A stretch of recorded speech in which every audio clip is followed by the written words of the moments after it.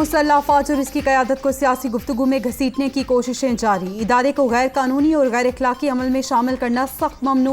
गैर मुसद्दिका इश्तियाल अंगेज बयानात इंतहाई नुकसानदेह। मुल्की मफाद में मुसल्लह अफवाज को सियासी गुफ्तगू से दूर रखा जाए। तवक्को है सब कानून की पासदारी करेंगे ISPR।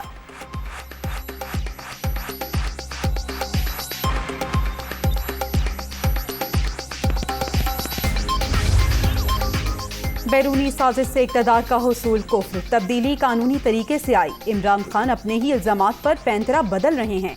PTI चेयरमैन बताएं 3.5 साल अवाम का दर्द क्यों नहीं जागा। तहरीक इंसाफ शौक से इस्लामाबाद आए, खुशामदीद कहेंगे। वज़ीर आज़म की सीनियर सहाफ़ियों से गुफ्तगू।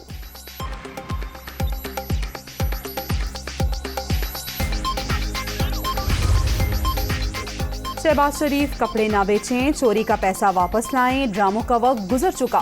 तुम भिखारी, तुम गुलाम, तुम बुज़दिल हो। गलत फहमी में ना रहना, हम किसी सुपर पावर को नहीं मानते। इमरान खान की ललकार। PTI चेयरमैन का एबटाबाद में जलसे से खिताब।